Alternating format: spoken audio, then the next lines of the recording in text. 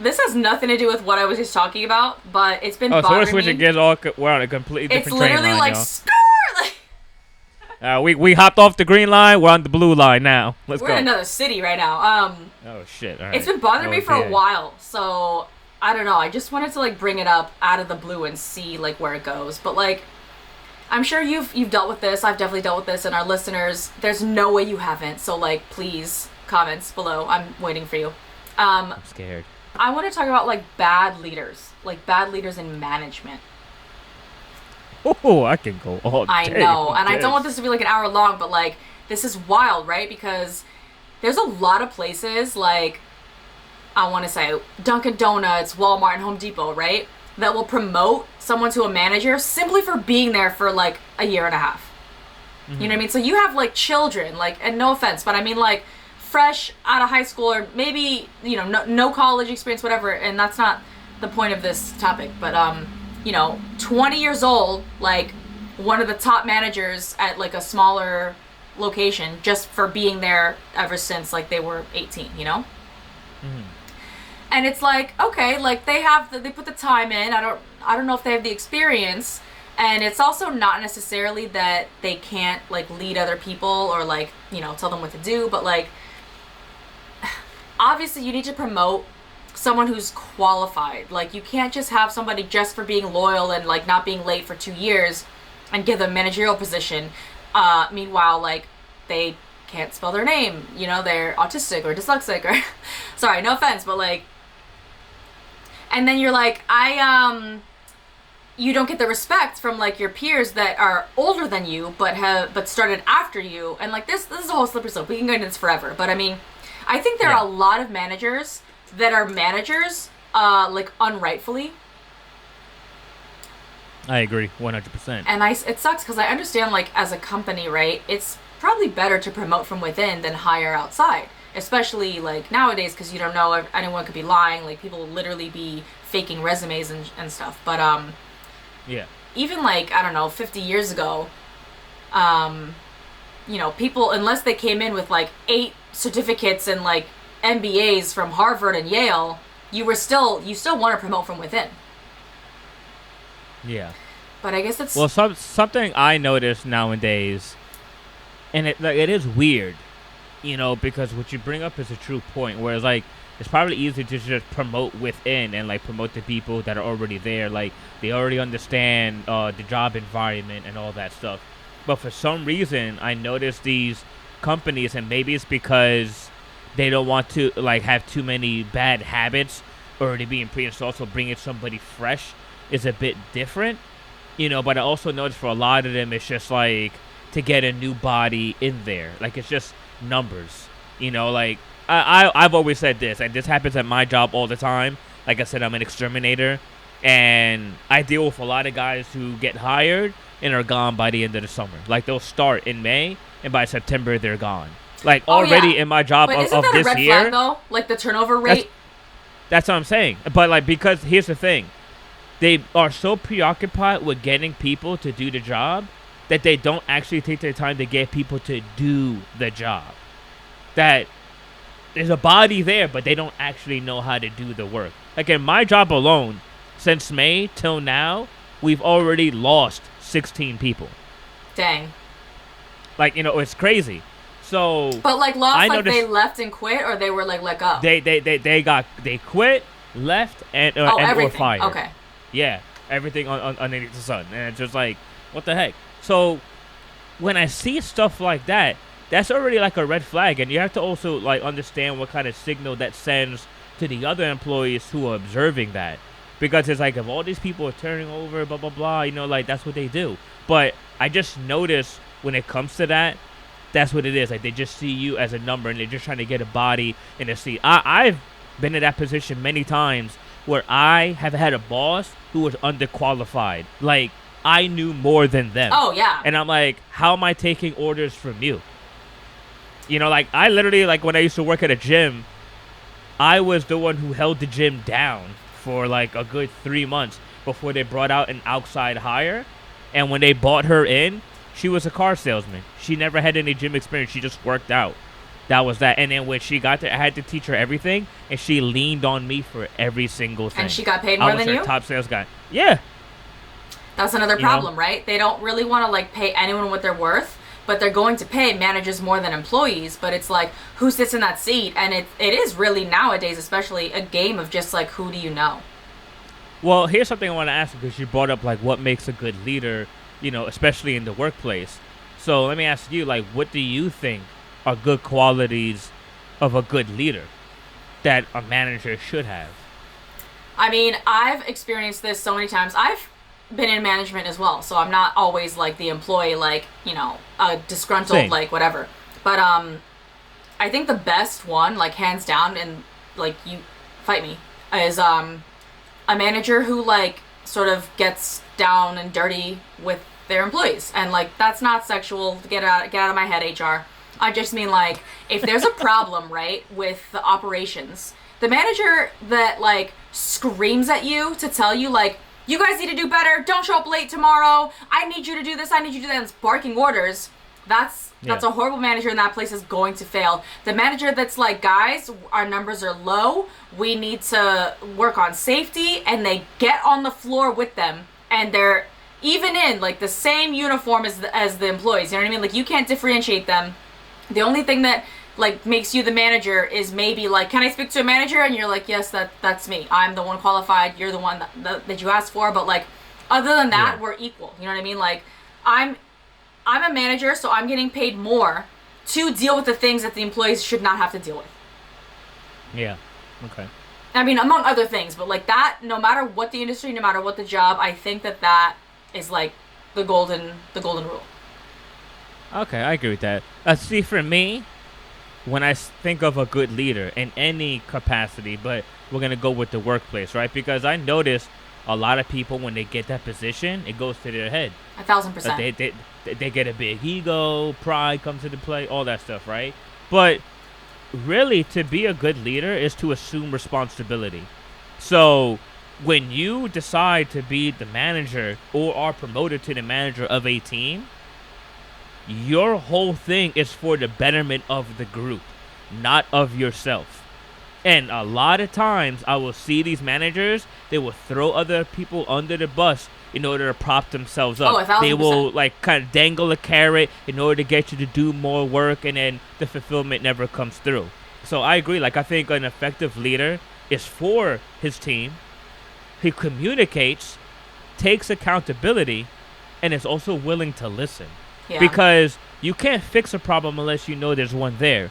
And if the people telling you or complaining and you see a common denominator constantly popping up, you need to listen. And then you need to find a solution and a way around it. Now, I get it. Like, if you're a branch manager of a certain location, you have upper management and blah, blah, blah. And sometimes it's just a and you're work not policy present game. on the floor. Yeah, I get it too. But Yeah, exactly. But that's kind of what I think. Like, because in my experience, with that whole job I was telling you with the gym, that's kind of what happened. And because I hired the majority of the people there, maybe some of y'all listen, comment off in the section, comment in the comment section below, sound off.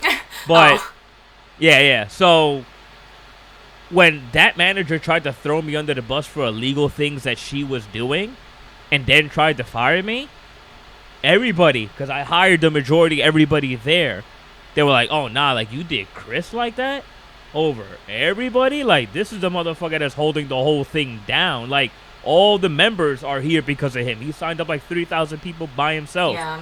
The day that I left, the very next day, 16 people quit. There were only 6 people left in the gym. 3 were trainers, 1 was the maintenance guy, the general manager, and a front desk clerk. Everybody else, gone. 2 months later, they had to close the gym because they couldn't make any sales and everybody canceled. That's a wild and to story. To me, it's just like people recognize that. Like there's a respect there when I think you are a sincere individual. Because people could read that. Well, I don't want to say you're so lucky you're a star, because I know you worked for that. But I don't think like most people can relate to that story either. But everybody can. Strive to be better. No joke. Whoa. Look at her face. Okay, wow. No, I was going to say, I don't want to victim blame, but I do also see, like, and I've had not hundreds of jobs, but like a couple. And when I was in like the intermediate or lower positions, a lot of times management would stay asking me to do shit that was just not in the job description. And my peers would do it and I wouldn't. And like, I'm not trying to be like a diva, but like, that is not in my job description. You're the one that sent me a contract. I wasn't telling you what I'm willing and not willing to do. You told me what I'm going to do for you. So when you're telling me that this is it, and I'm like, okay, great, and then you ask me to do something else, I'm like, I will do that if you compensate me. I need a raise or a bonus for that, whatever that job is, or, you know, something.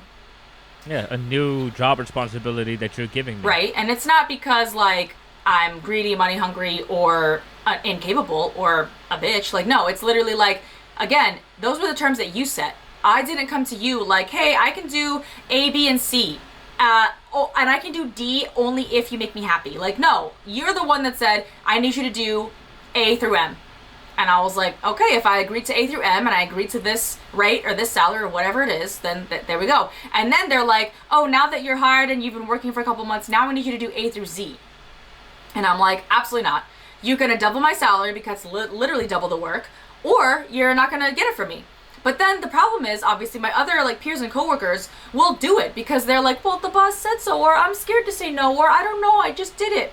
And then it's like, well, it's not that you're making me look bad, but you kind of are, because you're doing everything for free, basically. They're getting away with it, so they're like, how come Alexia isn't doing it? You know what I mean? Like, everyone else is. Here's the other thing. It's not just making you look bad, because as long as you're doing your job and you're showing up on time, they cannot fire you. But you see how that doesn't matter anymore? Like, it doesn't, they can't fire me, no, but it doesn't matter because everyone else is doing that plus, and I'm the one doing the bare minimum. No. See, that's the narrative they like to paint. But that's what I'm trying to tell you. Because I'll tell you right now, the only reward for a good worker is more work. Yeah. Because they will make you overcompensate for the other lazy people. Secondly, is when they start doing stuff like that, for asking you to do stuff like that, and let's say you agree the first 2 times, they're like, oh, we really need help, so-and-so called out, blah, blah, blah, we're really short-staffed, could you do it? That then becomes the standard for them. Exactly. Now, well, you did it before, and now they hang it over your head. So that's why you kind of have to just nip that shit in the bud. And if they have a problem, you have the employee agreement that you signed that stated your job responsibilities. Right. And if it's not in those responsibilities, they can't do anything to you. No, I know. That's why HR is there. Exactly. And they're refusing to give me a raise or compensate me or whatever. So I'm, in a sense, refusing to do the extra work. But that's the key word there, extra. And like I said, this has happened to me a handful of times. But then you see HR, and I don't want to get into this whole other, like, you know, a whole other, like, train car, but HR is there to save the company's ass. They're not actually there for the employees, nor the managers. Never. Really. It's not like they're like, oh, I'm on the manager's side no matter what because that's daddy, and then you're the kid, so, like, whatever you say is wrong because you're a child. No. HR is there to save the company. So, like, the company doesn't want to get sued. The company doesn't want to pay for unemployment. The company doesn't want to whatever. And yeah, like, HR was put in place for those reasons that you said, Chris, and they should be, but most of the time, unfortunately, they're not. So they're not there to help you. They're there to help the company. So if I went... No, that's true. If I went and I was like, yo, this manager is asking me to do this, that, and the third, I said no because it's not my job description, HR would legally and rightfully be like, okay, so don't do it. It's not in the job description. End of story. Then the manager would hear that I went to HR, and then the manager would start bullying me, but like... retaliating. Exactly, which is illegal, but like very hard to prove, especially depending on what state you're in. You know, like, you can't record someone without their consent, you can't record someone without someone else in the room, and blah, blah, blah, blah. It doesn't matter. The point is... I actually currently have that going on with me right now. It's funny you bring that up. Continue. Yeah, you see, and mine was also recent too, so it's like companies nationwide, right? But yeah, so the point is then they'll start retaliating, and then it's very hard to prove. But then even if you have some substantial evidence, HR is going to be like, this one-off or these 2 times is not enough. You're going to need... It sounds horrible, but like, you know, like, they catch serial killers after they find a pattern. So they have to... You got to build the case. Yeah, they don't let these people die, but like they need X amount of people to be murdered by them so that they can find the pattern and then try to catch and prevent the next one. So like what number is that depends on how good the team is. So it's the same case here, but I didn't have, or I don't have, I guess, like a team of people like, oh yeah, I'm experiencing the same thing. Let's quit this bitch and we out. Like, but yeah, it just sucks because it's not only that, like it's hard enough to get into these places, get a job at all anymore, because college degrees mean nothing. So like if you're a millennial and you have one, great, but if you're Gen Z, sorry, it's pretty much useless, pretty much, unless you're like a doctor or like a lawyer. Okay. Yeah. But other than that, it's like no one cares anymore. And then when you get hired, I don't know about you, Chris, because you've been at this job for a couple years, but like most places are like, okay, great, yeah, your resume is fine, your education's fine, your experience is fine. So what we do is we do like a 2-month training program, and then after the 2 months, there's like a 6 months probation period. So that's 8 months of probation, really, where you're not allowed to mess up once, or else they can fire you with no, like, nothing or whatever. Which is like, I don't know, it's really long. And I've seen companies that have even longer ones, but even that alone is like, that is OD. So it's really like, you guys don't want like workers or partners or helpers. You want slaves. Well, it's also an excuse not to give you a raise either. Because let's say you're there for those 8 months, the 2 months training, the 6 months on probation, and you're busting your ass because you're trying to like you want to show them, that you hey, can I'm a do good the worker. job. Yeah. Then they're gonna be like, well, that doesn't count because you were in the probation period, and then they're gonna find some excuse. Exactly. And then even if they're you know, just like you said, you're gonna be like trying to prove yourself. You're gonna be doing shit that's extra. So as soon as you get hired, and they can't necessarily fire you because you're union now, for example, and then you're like, well, now I'm not doing that anymore because it's not in the job description. I was doing it before because I was like on probation or interning or trying to get you to like me, whatever. And then you stop doing it, and then again, they're not gonna fire you, but they're gonna retaliate, and they're gonna treat you like shit, and they're gonna find ways to get you in trouble by things that you're not even doing. And it's just like, and even if they get rid of you somehow or you leave on your own accord, it's so stupid hard to get like a new job now. It doesn't make any sense. Like 2024, y'all. No, it's true. And also, like, not to switching into this completely, because I still want to stay on this particular topic, but even with the advancement in artificial intelligence and robotics, you know, a lot of these places are just shutting down and don't have any human employees at all. It's all run by machines. Yeah, you know, so and because these companies at the end of the day, all they give a fuck about is the bottom line. And this is kind of something I want to tell you guys. Look, you never want to burn a bridge unless you never want to cross it.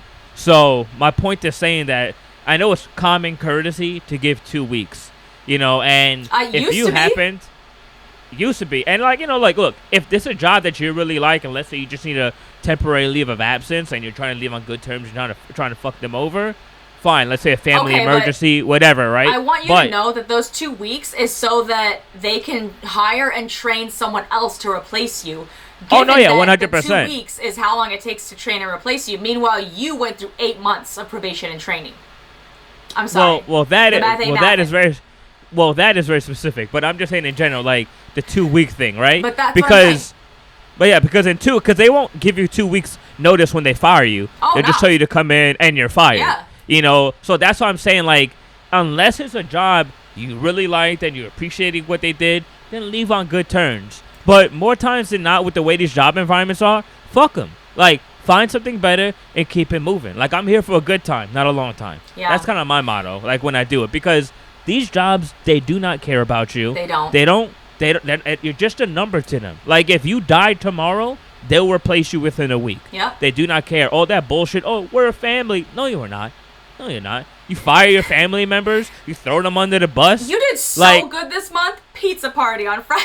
That's it. Get the fuck out of here. Like, I could buy pizza for myself every day of the year. Like, I don't give a fuck. Like, pizza ain't shit. Pizza's you know how not much good for money you? These companies make? Let me tell you for myself. Just because I have the fucking numbers. Through my company itself, I make about $12,000 a week for my company. Oh. For your company. Do you think I see like 50% of that. No, I see way less. Yeah. And that's what I'm saying. That's, These companies, and that's like they just almost every see you as job. numbers. Yeah. Yeah, you're just fodder for them to get what they can. And yes, they have operating expenses, but they can always pay you more. But they get their bonuses, and that's why management will come down on you because they need you to work harder so they can get their bonuses because their bosses are coming down on them. Yeah. That's why with these jobs, bro, like just see them for what they are. Like, look, and if you find a good place, and that's actually something I want to ask you, Alexia, really quickly. What is more important to you? That you have a job that you work at where you make amazing money, or a job that you work out where you love the environment, like you love going to work? The latter. I've already left a job where I was making stupid money, and I left it with no backup plan because it was toxic and literally like full of evil. Definitely the latter. Yeah, and like I think that's super important because I think in today's day and age we live in a society where it's like, oh, you got to get the bag, you got to chase the bag. But look, don't put wealth before your health. Like you have to make sure you take care of yourself mentally, physically, spiritually. These jobs, they don't care. I mean, which one would you run take? Yourself dry. Oh, hands down, the environment all the time. Like it's funny because I think about a week ago I was chilling with my aunt because I used to rent a room from her when I was working at the gym. And we were talking about it because that gym closed down, like I said, and it's a supermarket now. And she's like, do you miss the gym job? She goes, was that one of your favorite jobs? I'm like, yeah, hands down. I was like, I wasn't getting paid the most. I think I was getting paid like $15 an hour.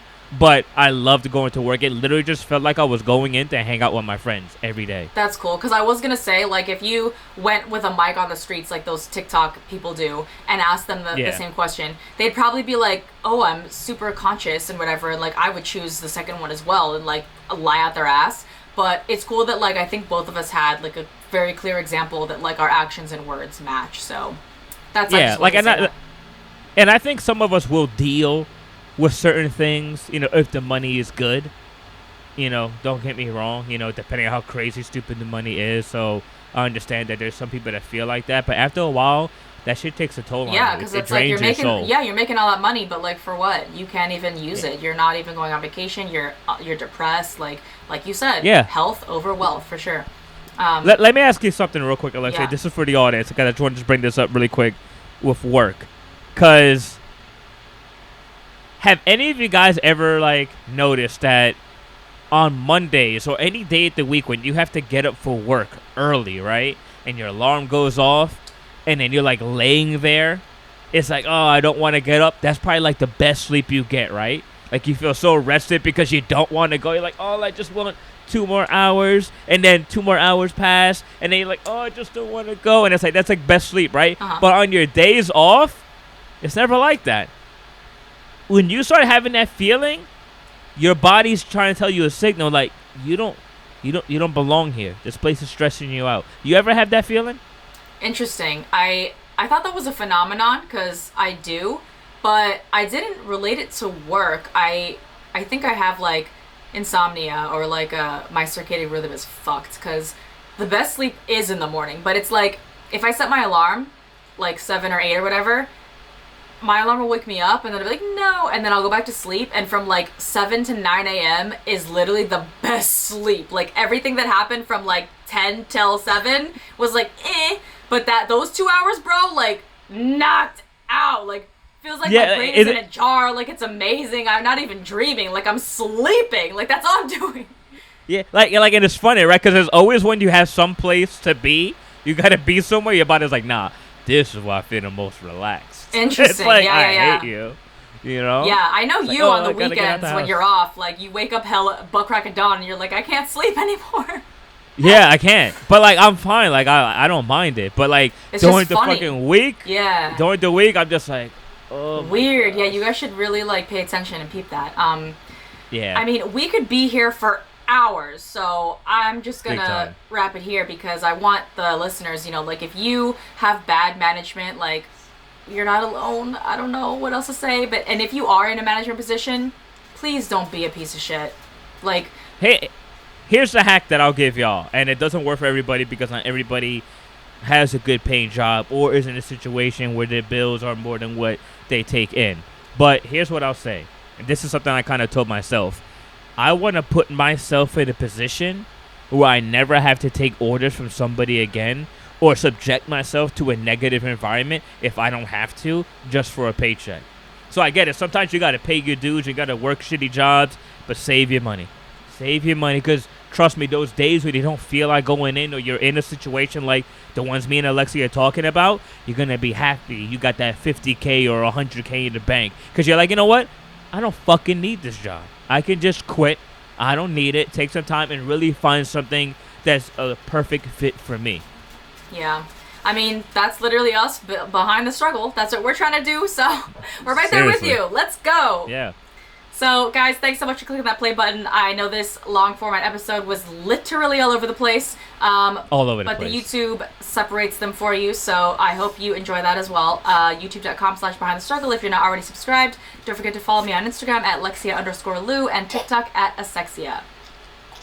Guys, I just want to say thank you once again for making it to the end of this episode. I know we switched tracks all over the place, went in different lanes, different states, but we appreciate y'all for sticking with us for this long.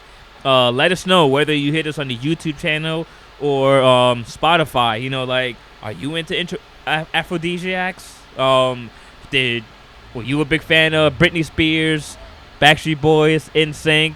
Do you have a story about your job that's like shitty or situation? Are you a manager listening to this and you have some inside scoop on the back end that we don't know about? Let us know in the comments below. I'm your boy, CEO. You can follow me and all my stuff at thisisceo.com. Bye, guys. Peace.